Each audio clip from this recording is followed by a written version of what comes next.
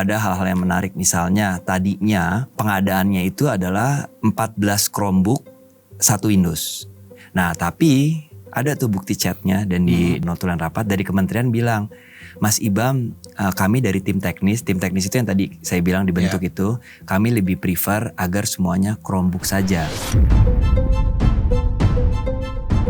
Ya saya sih terserah kementerian aja Bu, asal kementerian memang punya alasan untuk itu. Iya kami dari tim lebih prefer semuanya Chromebook gitu. Itu semua bukan dari IBAM gitu loh, karena memang keputusannya semua dari kementerian.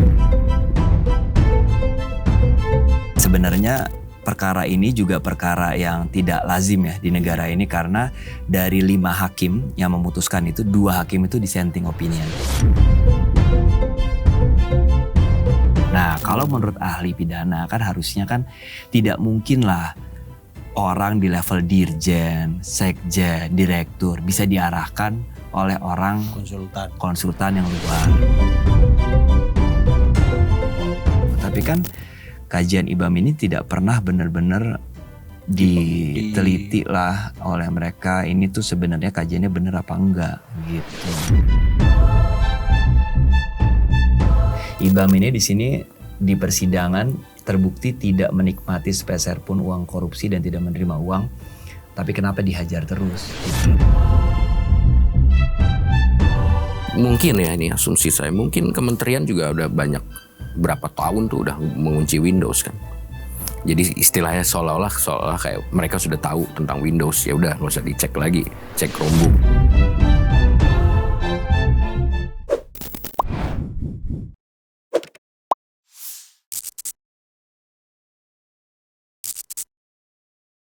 Oke, selamat sore pemirsa On The Table. Balik lagi kita di podcast yang selalu ditunggu-tunggu. Hari ini bintang tamu saya spesial, orang-orang muda tetapi terjun di kasus yang luar biasa. Ini ada Bang Aryo, Bang Bayu.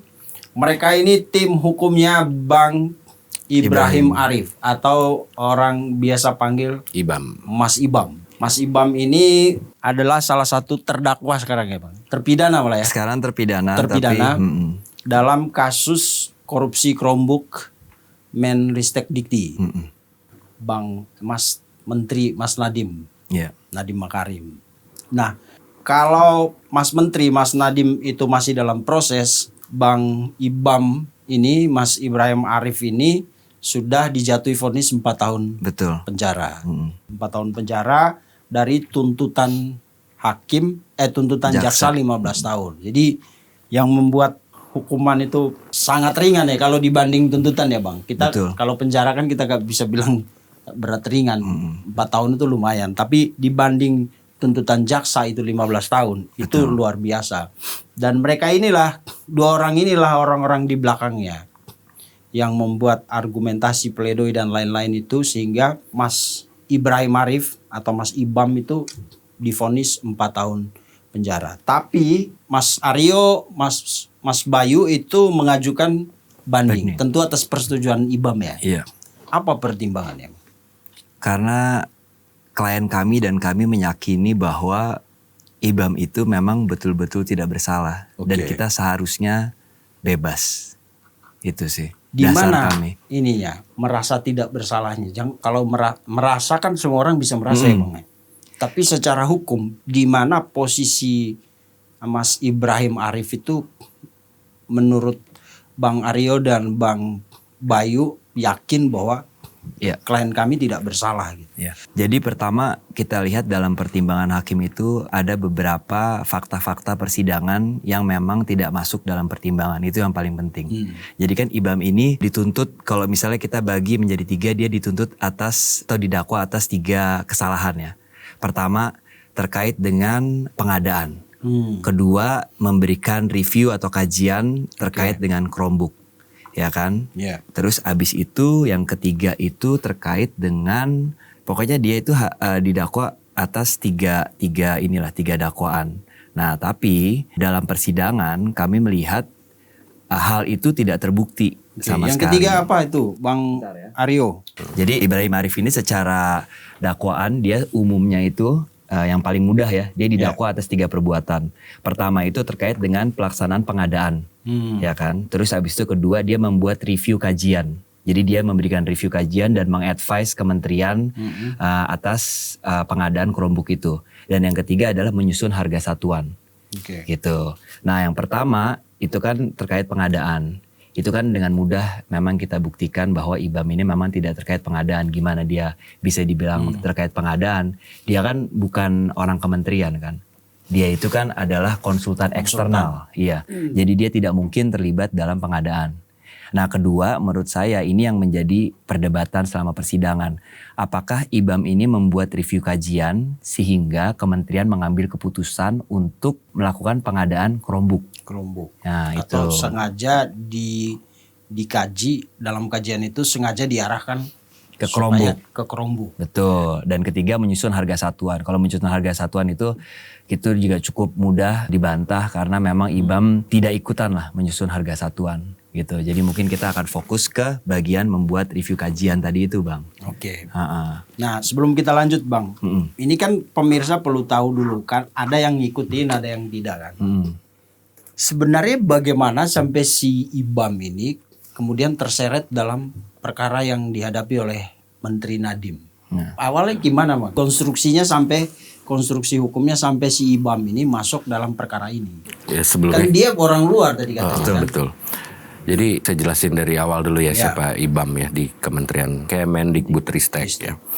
Jadi Ibrahim Arif itu adalah diperbantukan sebagai konsultan IT, teknologi informasi. Tapi dia itu dari Yayasan PSPKI. Nah PSPKI dengan PKWT di 15 Januari 2020 itu IBAM diperbantukan di Kementerian Pendidikan, di Kemendikbudristek. Nah yang dimana IBAM diperbantukan di Kemendikbud untuk membantu pembangunan digital pendidikan, gitu. Yang dimana tidak ada sangkut pautnya soal apakah IBAM itu dari kementerian apa sama sekali bukan. Jadi IBAM itu eksternal yang diperbantukan untuk membangun teknologi digital pendidikan dari Yayasan PSPK dengan PKWT 15 Januari 2020 itu. Tapi IBAM itu diperbantukan benar-benar karena keahliannya gitu. Jadi tidak ada hubungannya dengan bahwa dia staf khusus menteri, sama sekali bukan.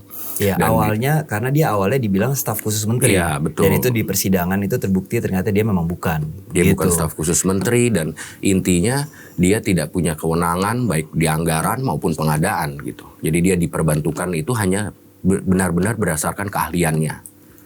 Karena dia memang backgroundnya juga profesional. Betul. Gitu. Jadi ini istilahnya yang kita selalu gaungkan dalam persidangan adalah IBAM ini bukan konsultan abal-abal lah. Gitu. Kan ada kan beberapa misalnya dalam perkara tindak korupsi untuk memuluskan langkahnya mengambil keputusan, di-hire lah konsultan-konsultan yang abal-abal yang hanya untuk sekadar ada stempel lah, formalitas memberikan stempel. Nah IBAM ini enggak, karena IBAM ini sebelumnya memang profesional, kerja di perusahaan startup yang besar di Indonesia. Jadi dia punya kapasitas lah. Kalau nggak salah dia di Bukalapak ya. Bukalapak kan. Oke. Nah kan berarti dia staf ahli, konsultan. Dia bukan staf ahli. Bukan staf ahli juga. Dia Tapi jadi konsultan. ahli yang diperbantukan sebagai siapa yang minta dia, Bang? Jadi untuk kan dia nggak mungkin masuk aja. Pasti diminta yang menaruh IBAM gitu ya. Hire dia jadi. Sebenarnya dari PSPKI. Yayasan itu. Dari Yayasan PSPKI. Jadi kementerian itu kerjasamanya sama yayasan. Betul. Nah IBAM ditaruh lah di, betul. Dan IBAM itu hanya salah satu konsultan yang di situ. Jadi di PSPKI itu ada banyak konsultan yang lain yang seperti IBAM gitu loh. Lah berarti sebesar apa peran IBAM sebagai konsultan itu sampai kan tadi ada beberapa. Sampai dia yang diseret masuk ke dalam perkara ini. Khusus untuk pengadaan Chromebook ini, walaupun memang ada beberapa konsultan di kementerian, tapi khusus untuk yang Chromebook ini memang IBAM. IBAM dan ada satu orang lagi ya, ada satu orang lagi tuh. Dan orang itu juga sebetulnya jadi saksi, tapi tidak pernah dipanggil tuh di persidangan. Itu ada 2 orang tuh harusnya. Nah, gitu. Selama bekerja itu sebagai konsultan, kan ada nama juristan itu. Itu si IBAM intens berhubungan sama menteri atau sama si ini, Bang? Sama si juristan. Nah, intensitasnya dia berbicara dengan menteri itu di persidangan juga terbukti itu tidak intens. Jadi waktu itu di sidang itu kita ada sampai bikin chart gitu ya, kayak persentase. Itu mungkin di bawah selama 2 tahun ya. 2 tahun ya atau setahun gitu. Itu hanya 10% mungkin yang dia direct langsung ya. Gitu dengan menteri. Sisanya itu dia memang ada timnya sendiri lah. Tim untuk membuat kajian itu, di mana mayoritas isinya adalah orang-orang kementerian. Oke, isi Mas Menteri ini. Tim kementerian Kemendikbudristek. Oh, tim ahlinya Mas Nadiem ini orang-orang kementerian. Yang untuk memang dibentuk untuk membuat kajian terkait pengadaan Chromebook ini. Itu di situ ada dirjen, terus habis itu ada ya level-level di bawah ada direktur SD, direktur SMP. Betul. Oke, tapi bukannya kemudian ada tuduhan bahwa Nadiem tidak memakai jalur formal ini akhirnya karena lebih percaya pada tim kayak tim bayangan gitulah, mungkin termasuk Mas Ibam ini. Enggak juga sih, kalau menurut saya yang benar itu adalah tim ini dibuat memang khusus untuk pengadaan Chromebook, ya kan, membuat kajian, di mana tim itu dipimpin oleh orang-orang kementerian. Ibam itu hanya salah satu dari bagian dari tim itu. Tapi yang menariknya, yang paling menarik yang menurut saya adalah kenapa kita sangat yakin seharusnya Ibam diputus bebas itu karena kan tim tadi yang saya ceritain tadi itu buat kajian review. Yang kajian review itu hasilnya dikasihkan kepada menteri. Ibam itu tidak pernah tanda tangan di situ. Gitu. Jadi Ibam itu tidak pernah tanda tangan di dokumen resmi kajian review di mana dia menyatakan saya merekomendasikan ini. Tidak. Kenapa dia tidak tahu? Bahkan karena di bagian dia tidak tanda tangannya kosong. Dia tidak pernah tahu. Ada itu. Jadi pada saat sidang kita tanya, ini di mana Bu tanda tangannya? Di tanda tangannya itu adalah di suatu hotel dan ada juga yang bilang di tanda tangannya paralel di Kiterin gitu kan. Nah, kenapa Ibam tidak pernah dimintai tanda tangan? Itu nggak ada yang tahu gitu. Jadi Ibam itu dibuatkan SK untuk masuk ke dalam tim itu. Ibam itu juga nggak tahu. Terus ada kajian review di situ yang buktinya juga telak, tidak ada gitu kan tanda tangan dia.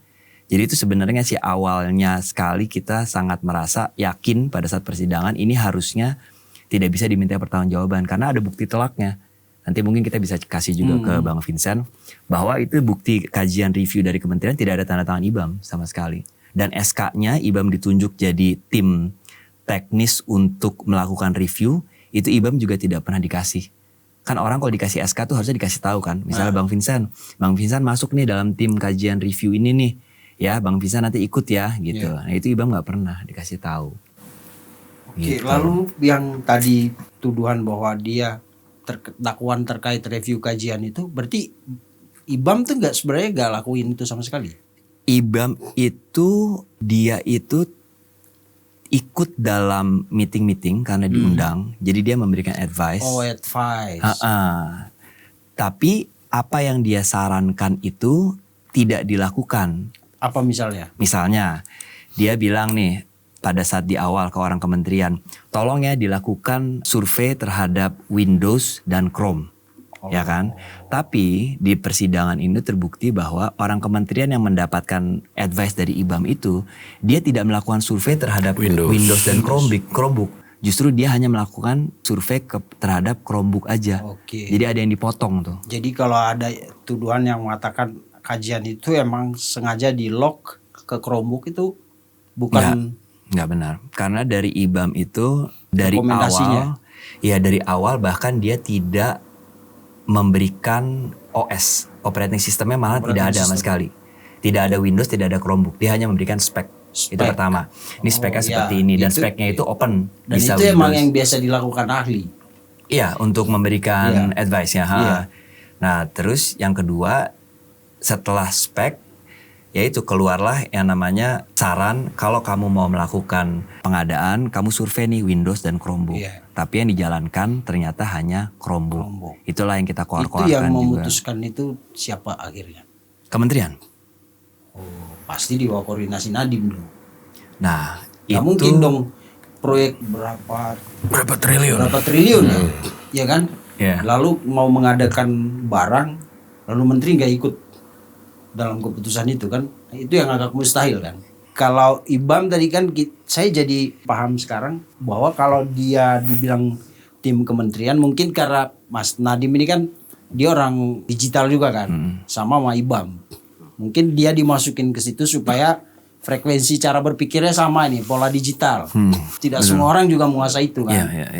Lalu masuklah si IBAM tadi dengan lewat yayasan PSPKI ya kan, masuk di situ sebagai ahli. Nah ahli itu kalau bayangan kita itu kan memang kalau ahli yang netral, dia tidak merujuk sesuatu. Betul. Dia lebih ke kayak petunjuk aja.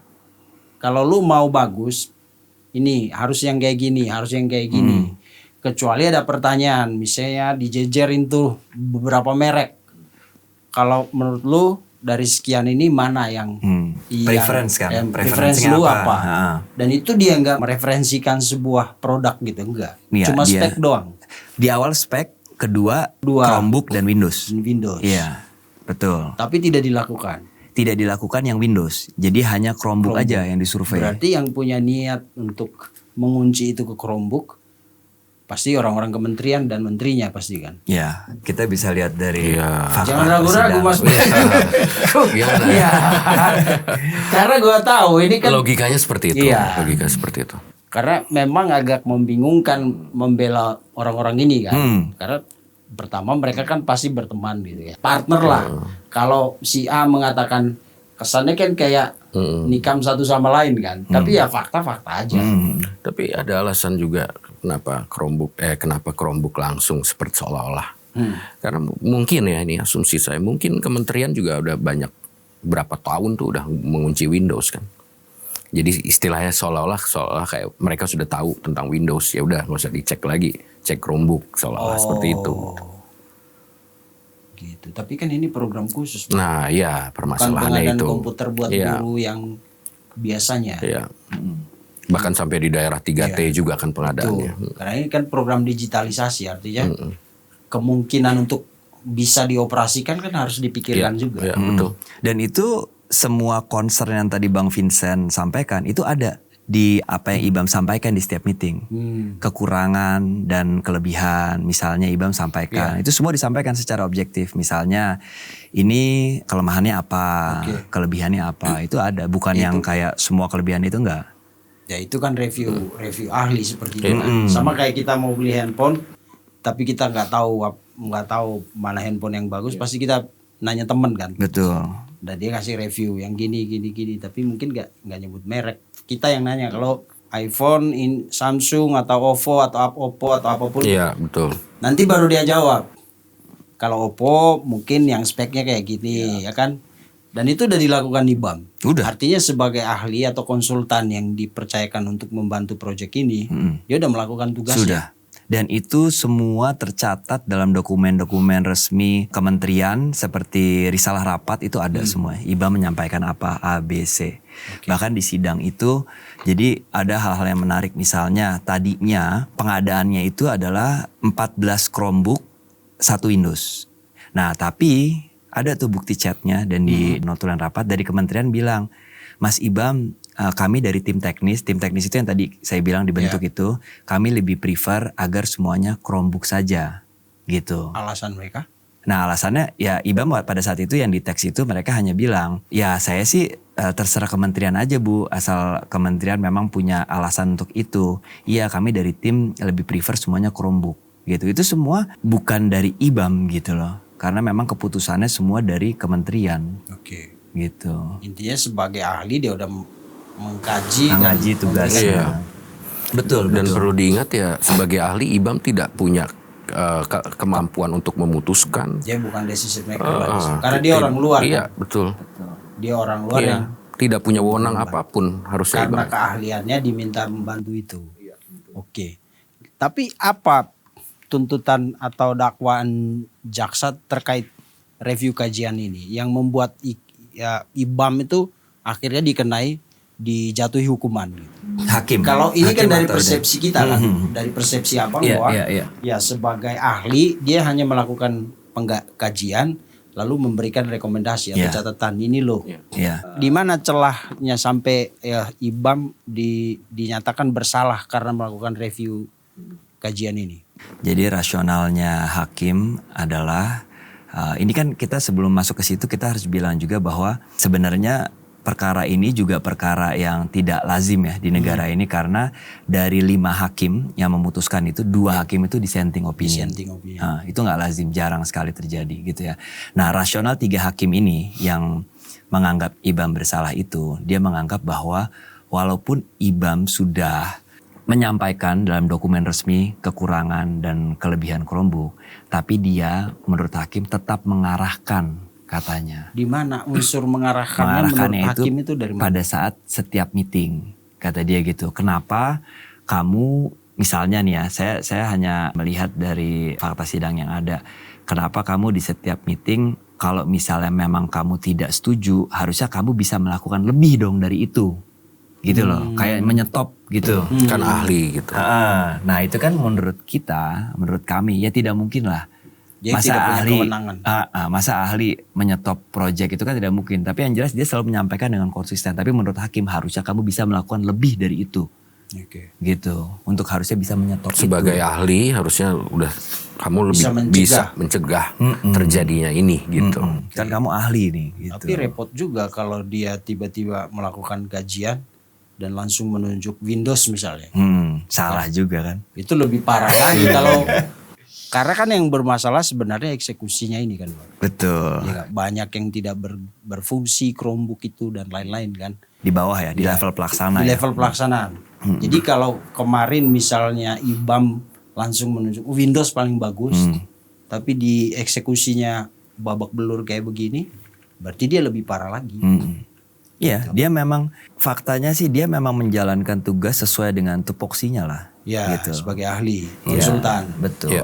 Kalau misalnya menurut ahli pidana yang kita hadirkan di sidang, tidak mungkinlah seorang konsultan itu dapat mengarahkan. Kan yang kata-katanya gini, jadi di sidang ini perdebatan adalah IBAM ini mengarahkan atau memberikan masukan gitu. Kalau versi kami, pengacara, IBAM ini hanya memberikan masukan. Kalau versi jaksa, kamu mengarahkan gitu. Nah kalau menurut ahli pidana kan harusnya kan tidak mungkinlah orang di level dirjen, sekjen, direktur bisa diarahkan oleh orang konsultan yang luar. Karena mereka ini orang-orang yang dewasa yang punya kewenangan. Itulah rasionalnya harusnya seperti itu.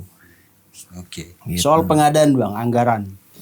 Kan isunya bahwa harga itu di markup. Yang entah dari 4 juta ke 6 juta atau gimana. Nah dakwannya si Mas IBAM ini kan salah satunya itu soal harga satuan. Betul. Ya gak? Nah kalau kita orang awam ini kan berpikir begini, mereka ini orang-orang yang paham digital, artinya tidak hanya tahu sistem tapi juga pasti tahu barang dong, tahu barang dan tahu harga satu barang gitu. Nah bagaimana dengan dakwan ini Bang? Kalau ada hakim mendakwakan bahwa Ilham ini terlibat dianggap bersalah karena terkait harga satuan, berarti kesimpulan kita orang awam kan berarti IBAM ini ikut menentukan harga yang dalam tanda petik dianggap markup gitu. Iya. Kalau harga sih itu sangat jauh lah ya, karena memang tidak ada keterlibatan IBAM dalam menentukan harga. Bahkan ada bukti juga kita di suatu meeting IBAM menyampaikan, kementerian kamu nih harus tanya langsung harga ini kepada si penyedia laptopnya langsung. Jangan kamu cek ke marketplace lah. Karena kan harga di marketplace bisa berbeda kalau misalnya kamu tanya langsung. Betul. Itu ada tuh tulisannya. Kamu harus melakukan RFI, Request for Information. Nah itu tapi gak dilakukan juga oleh kementerian gitu. Dan itu kan kalau dari sisi kita pembelaan secara khusus untuk IBAM ya. Karena kan memang pembelaan kita ini sangat kita fokuskan pada peran IBAM sebagai konsultan. Tapi kan karena abang tadi menanyakan terkait dengan harga secara general gitu kan, di mana ini kan juga ada di dakwaan Nadiem. Itu di sidang kami ingat semua vendor-vendor laptop itu yang dipanggil, kita tanya. Kan tadi abang bilang kan harusnya kan harganya 4 juta. Itu kita tanya semua ke vendor itu, Pak bener gak sih Pak harga laptopnya itu 4 juta? Semua pada bilang ya gak mungkin lah Mas, 4 juta kita dapat untung dari mana? Kita gak dapat untung dari semua bilang kayak gitu. Jadi menurut saya harus dicari dasar penentuan harga 4 juta itu dari mana. Karena kan tidak bisa kalau misalnya harganya itu dilihat dari marketplace. Oke lah, dia harga di marketplace 4 juta. Tapi ada nggak dia bisa sediain pada hari itu 10.000 gitu. Kan nggak ada kan, belum tentu ada barangnya gitu. Jadi itu semua vendor-vendor laptop yang didakwa juga dan yang masuk dalam dakwaan, masuk dalam dakwaan dianggap menerima keuntungan gitu ya. Itu dipanggil dan diperiksa dan ditanya, apakah benar mungkin nih harga yang gini? Dan kita tanya semua harga modalnya berapa sih gitu.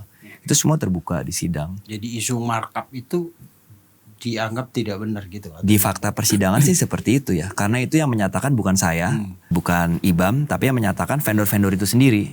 Gitu. Lalu kenapa Mas IBAM merimain orang kementerian? Cek di mana tadi? Ya di ini langsung ke ininya langsung ke vendornya, atau langsung ke pabrik lagi. Iya, betul. Cek langsung ke pabrik. Betul. Karena pembeliannya kan banyak nih. Betul. Ya kan? Kenapa? Karena dia apakah reminder itu disampaikan Mas IBAM setelah tahu harga satuan yang ditentukan oleh kementerian, bukan ditentukan, yang ada di apa sih? Marketplace. E-katalog. Justru itu sebelumnya menentukan harga itu IBAM bilang, maksudnya IBAM adalah jangan sampai kamu buat referensi harga yang tidak objektif lah, gitu. Jangan sampai salah. Karena kan IBAM mungkin rasionalnya pada saat itu, misalnya harganya yang kamu lihat di toko itu harganya 6 juta atau 7 juta, siapa tahu kalau kamu mau ngambil 10.000 bisa dapat lebih murah. Itu kan sebenarnya kenapa dia menyarankan kementerian untuk melakukan permintaan langsung harga kepada vendor itu sih. Biar bisa tahu harga sebenarnya tuh berapa kalau beli banyak gitu kan. Bukan karena Mas IBAM tahu bakal harganya akan seperti ini, seperti yang kemudian ditentukan lalu sebelum itu.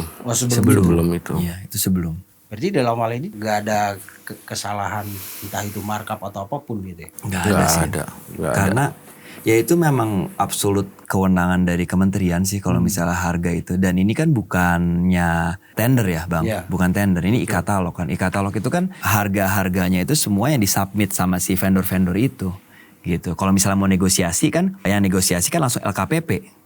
Gitu, IBAM mana ada kan kewenangan di situ? Nggak ada dia di situ. Iya, betul. Karena kan dia cuma ahli konsultan kan, betul, yang memberikan rekomendasi. Iya, iya. Jadi kalau menurut saya sih, kita nih di perkara ini sampai banyak riset juga lah ke negara-negara lain dan Indonesia. Seberapa sering sih konsultan ini bisa disalahkan atas suatu keputusan gitu kan ya.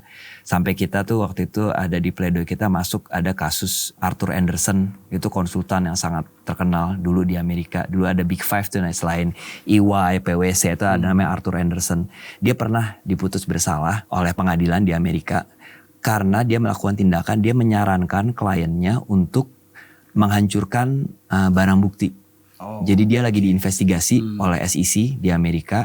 Nah dia menyarankan sama kliennya, udah kamu hancurin aja buktinya. Nah si Arthur Andersen ini kena nih dia didakwa. Arthur Andersen bilang, saya ini menyarankan itu karena bagian dari SOP perusahaan saya, kata dia gitu. Memang SOP-nya harus dihancurkan. Oh nggak bisa, kamu itu tetap bersalah karena kamu menghancurkan barang bukti. Jadi kita tarik ke perkara kita.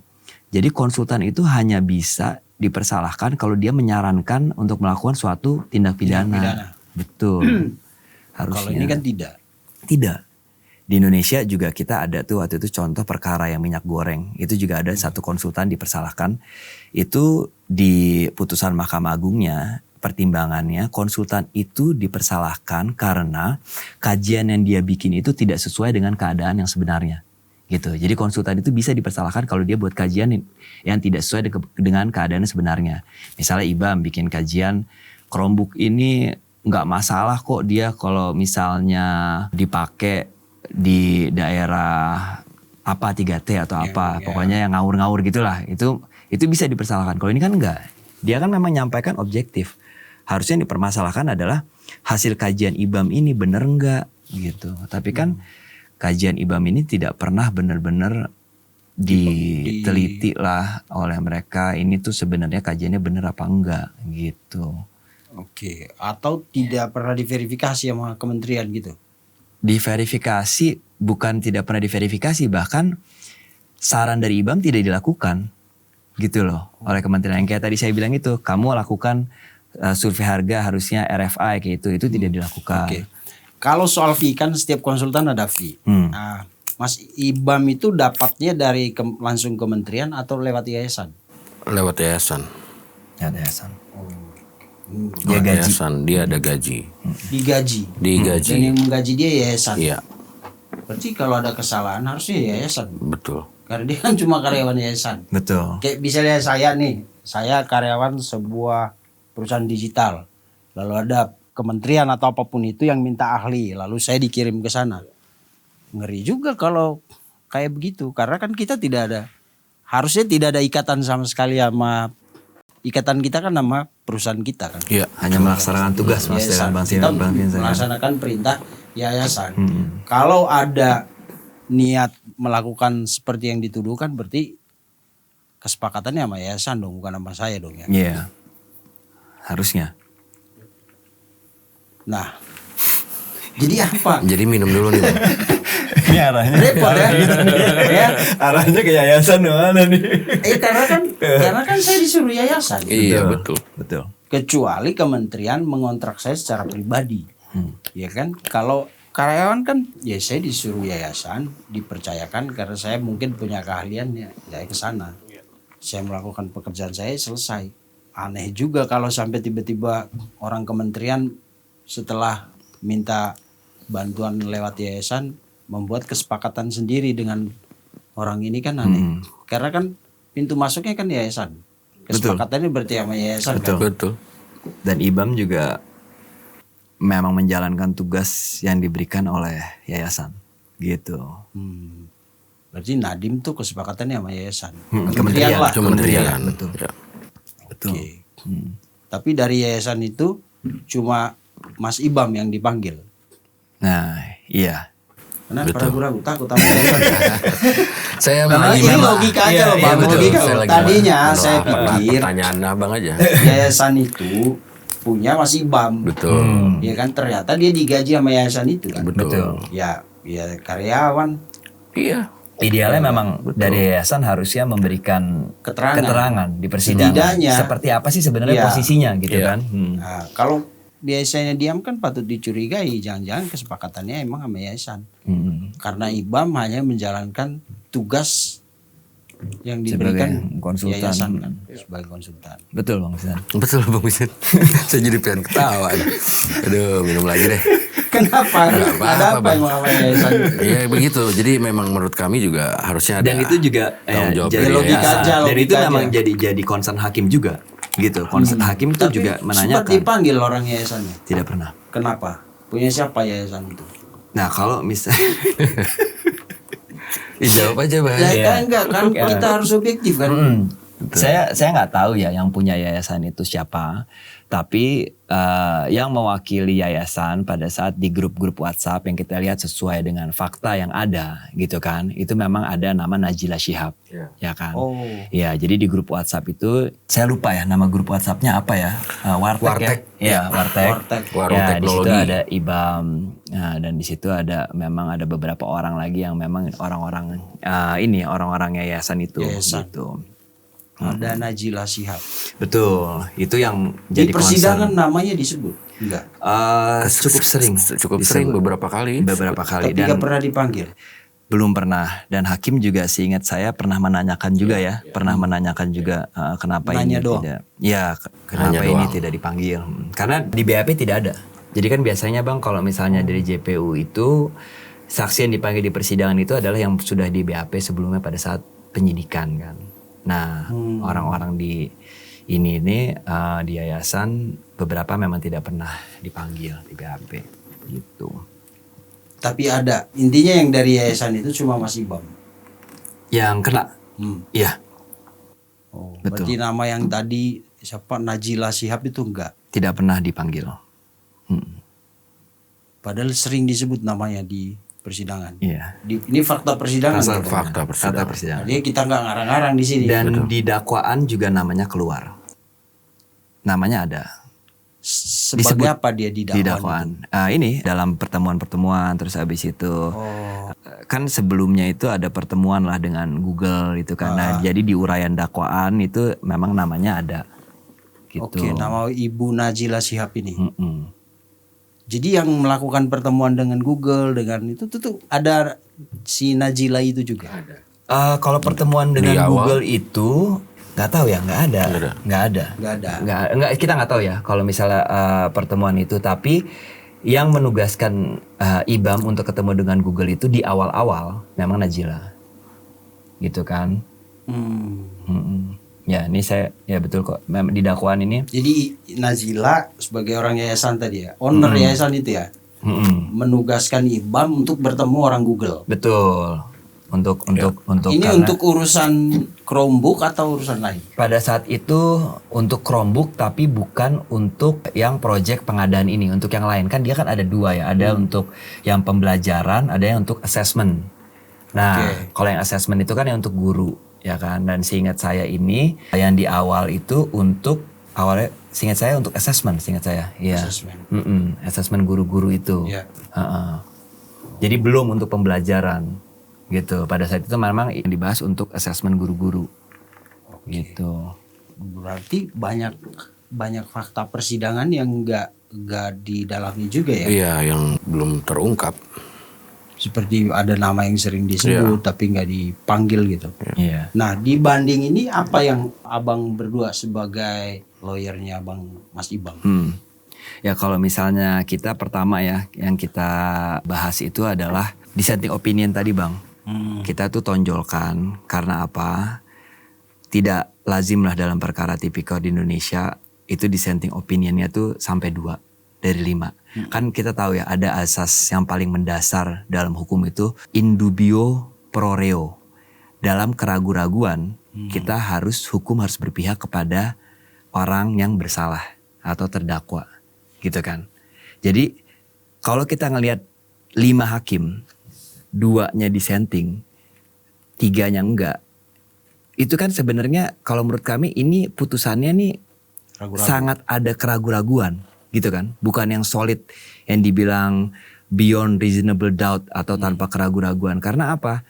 Kita ngebayangin aja misalnya kita dari bertiga ini kita membahas sesuatu, memutuskan sesuatu gitu kan ya. Kita ngobrol-ngobrol. Kan hakim itu musyawarah kan pasti kan. Gimana menurut Aryo? Kita beli handphone apa nih? Dan bukan voting ya. Kalau putusan hakim itu musyawarah hakim.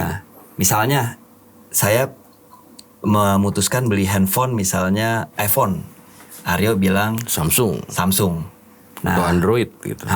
Misalnya Samsung ini analoginya ya IBAM bersalah, yang ini nggak bersalah gitu kan.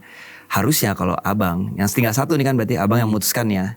Harusnya kalau kita pakai azas itu, harusnya kan abang berpihak kepada saya ini nih. Karena masih ada keraguan di situ kan. Orang yang keraguan. Harusnya kan berpihak ke saya. Jumlah tidak menentukan. Tidak, 32. Karena bukan voting. Memang musyawarah hakim harusnya. Iya, maksud saya. Vonis itu adalah hasil musyawarah. Iya, harusnya. Jadi kalau ada yang tidak yakin, vonisnya harusnya tidak seperti yang sekarang gitu. Ya kami meyakini sih harusnya seperti itu. Karena ya itu yang satu ini harusnya berpihak bukan pada yang menyatakan bersalah, harusnya berpihaknya kepada menyatakan tidak bersalah, gitu loh. Karena kan dia kan logikanya 2-2 nih kan. Yang kenapa yang satu ini malah berpihak kepada yang ini, gitu loh. Ya kan? Beda kalau misalnya 4-1, kalau 4-1 ya udah jauh lah, gitu. Jadi harusnya seri nih. Iya, seri itu. Wasitnya memutuskan kanan. Iya, gitu. Kenapa wasitnya malah memutuskan? Padahal ini harusnya hasil musyawarah. Harusnya kan dia ingat azas itu apabila terdapat itu yang pertama keraguan-raguan. soal dissenting opinion. Kalau yang kedua apa bang? Pertimbangan yang diajukan ke banding ini. Banding. Kedua mungkin kita juga membahas apa sih tujuan dari pemidanaan di Indonesia itu. Kita membahas itu di awal ya. Kita bilang orang ini kan dipidana itu tujuannya cuma 2. Menghukum orangnya ini supaya dia tidak melakukan perbuatannya lagi dan membuat efek jerak buat masyarakat gitu kan. Biar orang-orang tahu kalau kamu melakukan kesalahan kayak dia nih, kamu bisa dipenjara. Jadi kamu jangan melakukan itu gitu. Nah, kalau IBAM ini apa tujuan pemidanaannya? Kalau misalnya buat masyarakat ini bukan perkara yang populer di masyarakat. Masyarakat bukannya jadi ngelihat kayak, oh gue nggak boleh nih melakukan kejahatan seperti itu, nanti gue bisa tangkap. Masyarakat justru melihatnya kayak, oh kok gitu ya, udah membantu pemerintah jadi konsultan, dia udah mengorbankan masa depannya yang harusnya bisa kerja di luar negeri, tapi kok malah, kalau bahasa sekarang katanya diibamkan gitu. Jadi kenapa kok malah dipersalahkan gitu. Padahal kan dia tugasnya membantu. Jadi tujuan pemidananya kalau menurut kami itu nggak dapet.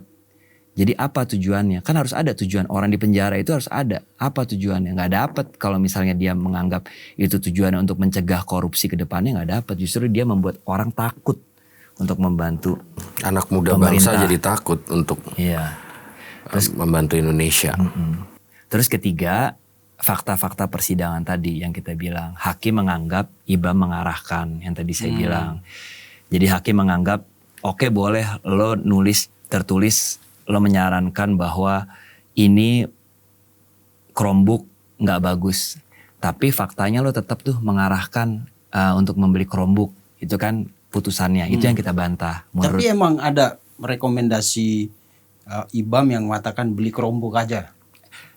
Tidak secara spesifik beli Chromebook aja. Jadi ada suatu meeting, dia bilang gini, orang kementerian nanya, Mas ini jadi gimana ya, kurang lebih gitu ya. Terus IBAM bilang, ya kalau aku ditanya sih, aku prefer Chromebook. IBAM bilang gitu, aku prefer. Jadi aku lebih mereferensikan Chromebook gitu kan. Tapi itu preference pribadi. Tapi abis itu di kata-kata terakhirnya, IBAM bilang juga, tapi saya tidak require harus langsung Chromebook. IBAM juga ngomong gitu, saya tidak mensyaratkan harus Chromebook. Itu ada juga. Gitu. Jadi mungkin hakim ngelihatnya, kamu tetap merekomendasikan Chromebook. Jadi gitu. kalau ditaruh di dalam skenario atau cerita besar yang mengatakan bahwa semua ini memang sengaja didesain supaya keputusannya harus ke Chromebook, IBAM nggak di situ, Nggak. semestinya. Enggak, karena ya itu dia sudah memaparkan ini loh. Kamu kalau misalnya mau milih, kan kementeriannya yang minta Chromebook. Kamu kalau mau menggunakan Chromebook, kamu harus memperhatikan concern ini nih, gitu. Dan kekurangannya. Niat jahat juga nggak ada di situ. Menurut kami tidak ada, tapi menurut putusannya itu, ya itu niat. Kan jadi gini, niat jahat itu kan bisa dilihat dari meeting of mind ya. Jadi persamaan kehendak antara para pelaku itu, ya kan. Waktu itu di sidang juga kita mencontohkan, kalau misalnya perampok nih, satu grup perampok, dia itu tanpa harus ngobrol, kamu tugasnya nodongin pisau, kamu tugasnya jaga pintu, kamu tugasnya bawa mobil. Tanpa harus kayak gitu, kalau misalnya mereka ini sudah terbiasa, lihat-lihatan juga udah bisa, gitu kan.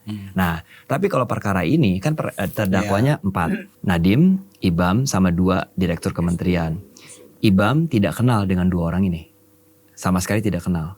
IBAM intensitas komunikasi dengan Nadiem hanya sedikit gitu. Jadi gimana mungkin ada meeting of mind atau ada persamaan kehendak untuk melakukan tindak pidana kalau mereka nggak ada intensitas untuk komunikasi gitu loh. Jadi tidak mungkin ada yang namanya niat jahat itu. Jadi ada tuduhan atau dakwaan semacam kecurigaan bahwa ini ada berusaha untuk menyamakan persepsi nih.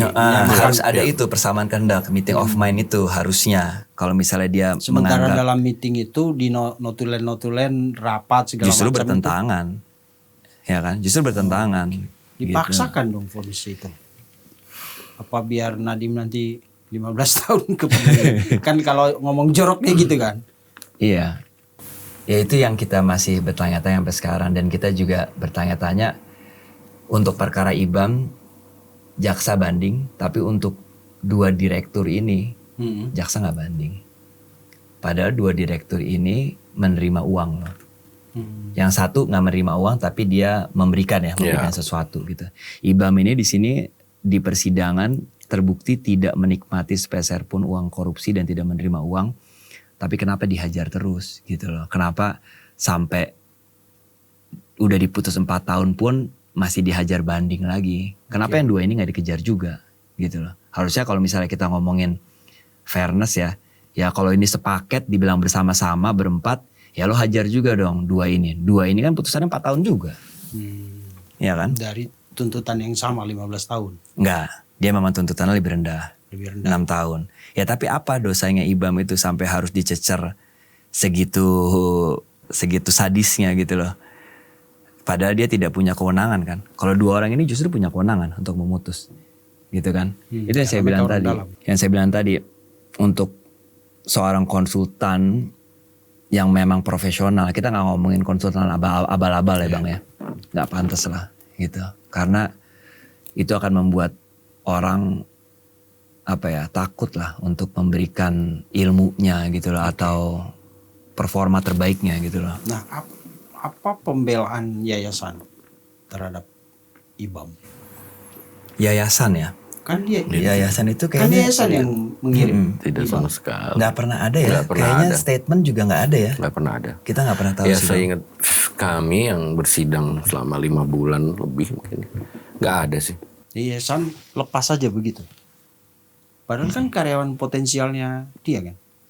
Iya, sebetulnya seperti itu. Cuman kan dibuat opininya seolah-olah memang Ibam itu konsultan dalam arti staf khusus gitu kan. Staf khusus menteri gitu seolah-olah di awalnya.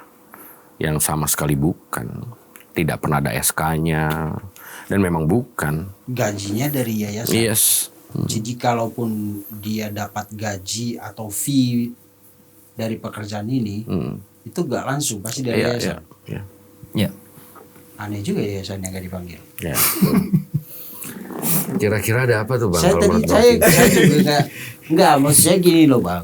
Kalau kita kan karena kita bukan orang hukum, lebih mainnya logika. Ya. Ya kan? Saya pikir Ibam itu kontraknya kontrak personal. Artinya kementerian langsung ke Ibam. Ternyata kan kontrak Bukan. ini sama yayasannya Bu Najila Shihab tadi dia. Kontrak sama Jadi kayak yayasan. perusahaan outsource. Oke, lalu yayasan mengirim. Iya, ada PKWT-nya di 15 Januari 2020 itu mengirim Ibam ke Kemendikbudristek. Dan selama masa waktu itu tidak ada bukti yang cukup kuat untuk mengatakan bahwa Ibam ini punya niat jahat atau taruhlah berkonspirasi dengan orang kementerian untuk mengarahkan pembelian ini atau pengadaan barang ini, ya barangnya harus Chromebook. Tidak. Nggak ada. Tidak. Ini saya coba terkait yang mens rea tadi ya, niat jahat ya. Saya baca putusannya ini ya, putusan yang dissentingnya ya. Jadi menurut hakim yang dissenting, Ibam tidak punya mens rea karena terdakwa hanyalah profesional teknologi di Bukalapak dan OVO yang tidak tergabung dalam Mas Menteri Kortim maupun lingkaran pengambil kebijakan Kemendikbud. Gitu. Jadi mungkin mens rea-nya dilihat, kalau memang kamu betul-betul punya mens rea, harusnya kamu kenal Nadiem udah dari dulu dong. Kamu sedekat itu sama Nadiem. Nah tapi terbukti dia tidak masuk dalam Mas Menteri Kortim itu, dia gak masuk. Atau menikmati keuntungan dari hasil, taruhlah ada konspirasi di situ. Tidak ada yang membuktikan bahwa dia mendapatkan keuntungan besar dari situ kan. Tidak ada aliran. Ngapain coba? Betul. Iya, secara personal ngapain gue ikut-ikutan nyolong, gue nggak kebagian misalnya. Kasarnya kayak kita ngomong orang tongkrongan warung nih. Ngapain? Iya, ngapain? Kita waktu sidang juga lucu juga, kita kan nanya kan, kamu ke orang kementerian, kamu ngasih ke A, B, C duit gitu kan ya. Ibam kenapa gak dikasih? Kita pertanyaan-pertanyaan konyol aja, kenapa kita gak dikasih? Diam aja kementerian. Kenapa Ibam? Ya jadi orang kementerian pun di semua sidang kita tanya, gak ada yang membuktikan pernah ngasih uang ke Ibam, gak ada. Sama sekali tidak ada. Berarti kalau dibilang merugikan negara sekian miliar itu harusnya, maksudnya gini, dia akan nekat melakukan itu walaupun dia tahu itu merugikan negara karena dia dapat sesuatu. Betul. Iya. Ini kan gak dapat apa-apa. Iya. Kan rasional yang paling gampang adalah Ibam meloloskan ini biar dia laptopnya dibeli ke perusahaan ini, kan dianggap kerugian keuangan negara. Harusnya duit dari perusahaan ini balik lagi dong ke Ibam. Harusnya gitu kan? Iya, kan nggak ada. Atau ada komisi dari kementerian, udah deh lu kasih aja ini, gue kasih 1% dari anggaran ini misalnya, itu gede. Betul. Tapi kan nggak ada. Nggak ada. Dan itu memang terbukti juga dalam putusan hakim di tingkat pertama, kan tuntutan jaksa. Ibam diminta uang pengganti kan Bang. Uang pengganti itu kan uang yang dirasa dinikmati dari hasil korupsi. Itu 15,9. Pokoknya Ibam harus masuk aja.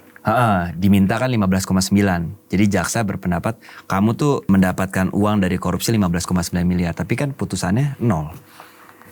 16,9. 16,9 ya. Putusannya 0. Tidak ada uang pengganti, tidak ada sama sekali. Itu artinya berarti memang terbukti solid itu memang gak ada sama sekali duit sepeser pun. Tapi pokoknya IBAM harus masuk. Iya, Kenapa? tapi dia tetap kena 4 tahun. Kenapa harus masuk?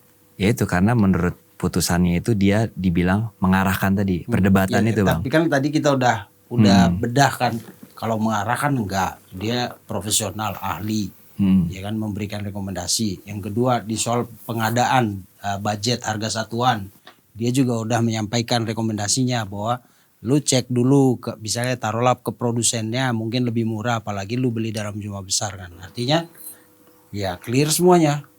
Niat jahat dia di tiga dakwaan itu tidak ada. Boleh kalau dari penjelasan abang-abang ya. Terus saya berpikir terus ngapain kenapa dipaksain banget harus. Pokoknya kesannya kan keputusan ini pokoknya IBAM harus masuk. Ya kalau itu kita ada yang mau diselamatkan atau apa? Ya kalau kita ngelihatnya dari sisi hukum aja ya. Kalau kita ngelihat dari sisi hukum mungkin karena di sini ada pasal 55 ya tadi bersama-sama gitu. Karena kalau ada pasal bersama-sama satu masuk harus masuk semua karena kan didakwakannya bersama-sama. Istilahnya kalau satu bebas, kok bisa bebas kecuali orang ini memang bebas atau lepas karena ada alasan pembenar gitu, alasan pemaaf. Misalnya dia memang terbukti dia melakukan perbuatannya gitu ya, perbuatannya memberikan advice, tapi perbuatan itu bukan perbuatan pidana. Berarti kan dia putusannya lepas tuh harusnya gitu. Itu bisa harusnya. Kalau begitu kan panjang kita bisa ceritanya Bang. Kan bisa ditarik lagi ke belakang. Berarti harusnya ketika melakukan penyelidikan ditemukan hal seperti ini, Ilham gak boleh dong dimasukin rombongan berjemaah ini. Karena secara argumentasi atau konstruksi hukum yang abang sampaikan tadi, ya dia nggak ada mens rea, nggak mendapatkan keuntungan dari situ dan lain-lain kan, berarti kita menghukum orang yang tidak bersalah. Ya, kalau dari penjelasan tadi, berarti dari awal harusnya IBAM itu tidak layak ada di rombongan tersangka ini. Ya kalau kita tarik ke belakang, kita bisa ambil juga dari statement IBAM sebelumnya ya. Dia pernah memberikan statement bahwa sebelum dia dijadikan tersangka, ada orang lah yang menghubungi dia itu waktu itu. Ini pernah juga diangkat sebelumnya. Dia bilang, kalau kamu tidak bilang bahwa kamu itu melakukan hal ini atas perintah atasan, kamu nanti jadi tersangka juga. Tapi atasannya dia siapa? Ya itu Nadiem kan waktu itu. Di situ dibilang, ya memang secara struktur bukan, tapi pada saat itu saran yang diberikan oleh orang itu dia bilang, kamu harus membuat pernyataan bahwa kamu disuruh untuk melakukan itu oleh Nadiem. Gitu kata-kata IBAM. Karena kalau ngomong atasannya dia harusnya PSPKI. Munajila itu kan. Betul. Karena dia orang yayasan. Iya betul. Bukan orang Nadiem. Iya. Tapi orang ini minta ya dia Nadiem ya waktu itu ya dia bilang ya. Tapi IBAM nggak pernah mau itu kan. IBAM mau. Enggak, saya memang nggak pernah dapat perintah apa-apa gitu. Tapi IBAM cerita waktu itu ya setelah itu benar, beberapa saat setelah itu dia jadi tersangka. Gitu. Dipaksa, dari awal udah dipaksakan. Iya. Karena kalau ngomong di sini kan emang kita juga nggak bisa nyalahin jaksa kan. Betul. Ya kita semua ngejalanin jaksa dan hakim karena orangnya udah ada di sini, maka yang argumentasi abang tadi ya ini karena bersama-sama kan, kalau satunya dibebaskan sebenarnya nggak masalah kalau memang ya itulah gunanya kita berproses di hukum kan. Kalau memang nggak bersalah walaupun tersangkanya 5 ternyata satu enggak ya bebaskan itu. Tapi ya kita tunggu nanti kebijaksanaan hakim di pengadilan tinggi ya di proses banding dengan pertimbangan-pertimbangan dasar hukum yang tadi Bang Aryo dan Bang Bayu sampaikan. Mudah-mudahan ya hakim pengadilan tinggi lebih jeli bahwa dalam 3 dakwaan itu tidak ada niat jahat si IBAM untuk melakukan atau apalagi dia tidak mengambil keuntungan, itu kan yang karena kan kasus korupsi ini kan merugikan negara, menguntungkan. Nah itu juga menguntungkan pihak lain, sementara dia tidak menguntungkan siapa-siapa. Kalau katakan kasus ini menguntungkan Google, lah yang mutusin kan Nadiem dan timnya, bukan IBAM kan. Kalau dia dianggap menguntungkan vendor-vendor laptop, harusnya kan dia ada kontak sama mereka. Tapi kan di sidang juga nggak pernah kenal aja. Semua vendor tuh nggak ada yang kenal. Nggak ada yang kenal dengan Ibam. Nggak ada. Ya, kita berharap sih hakim pengadilan tinggi nanti akan lebih jeli melihatnya. Apalagi ada dissenting opinion itu kan. Kami sih sangat berharap ya. Ya istilahnya kita di sini kan diskusi bukan untuk mempengaruhi hakim lah atau untuk mengganggu proses yang ada. Tapi kan kita pengen masyarakat kan juga tahu lah seperti apa sih sebenarnya yang terjadi di persidangan gitu kan. Karena kan nggak semuanya kan orang rajin kan nonton gitu kan. Dan ini kan juga buat masa depan hukum, pendidikan hukum juga buat masyarakat gitu kan. Gitu. Jadi harus tahu. Oke. Closing statement Bang Aryo apa nih dengan sekaligus harapan kalau proses banding statement nanti. Ya di upaya hukum lanjutan ini ya, banding ini, kalau saya pribadi dan tim mungkin mengharapkan hakim di banding lebih mungkin lebih teliti atau lebih hati-hati lagi dalam nanti mengambil keputusannya sehingga tapi kami tetap yakin bahwa keputusan majelis pasti sudah dengan penuh kehati-hatian dan mudah-mudahan yang terbaik. Dan yang kedua, kalau bicara masalah hukumnya, ya memang akan di era sekarang ini ya, belakangan ini kan banyak dar-der-dor hukum lah yang masyarakat awam lihat di media sosial dan lain-lain, sehingga membuat mungkin bangsa jadi agak goyah, anak-anak muda jadi agak goyah, jadi ada yang pengen keluar dari Indonesia, ada yang nggak mau bantu Indonesia, ada yang apa gunanya bantu negara ini dan lain-lain, jadi ragu terhadap Indonesia. Saya rasa juga jangan seperti itu. Lebih baik ya kita belajar hukum lebih dalam lagi, kita tegakkan keadilan lebih dalam lagi sehingga keyakinan ini untuk Indonesia tuh tidak goyah lah. Gitu. Bang Bayu, cukup saya dari Jadi terima kasih kepada Bang berdua. Sama-sama, kita Bang akhirnya jadi lebih apa ya? Lebih melihat perkara ini secara lebih terang lah. Walaupun ini masih dari satu sisi, tapi kalau apa yang tadi disampaikan dalam diskusi ini itu ada dalam fakta persidangan, menurut saya ini sesuatu yang agak janggal. Karena kalau kan hukum itu melekat pada pribadi, walaupun masuk 5, kalau ternyata setelah ditelaah, mungkin di penyelidikan udah lolos, jadi tersangka. Tapi kalau dalam persidangan, biasanya kalau ada fakta-fakta yang ternyata tidak menguatkan keyakinan bahwa orang ini bersalah, itu sah-sah aja. Banyak vonis bebas juga kan Bang.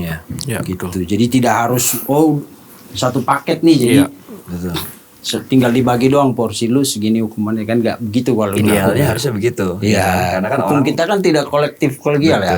Dan orang kan bertanggung jawab masing-masing atas dirinya dalam pidana itu nggak bisa bertanggung jawab atas perbuatan orang kan.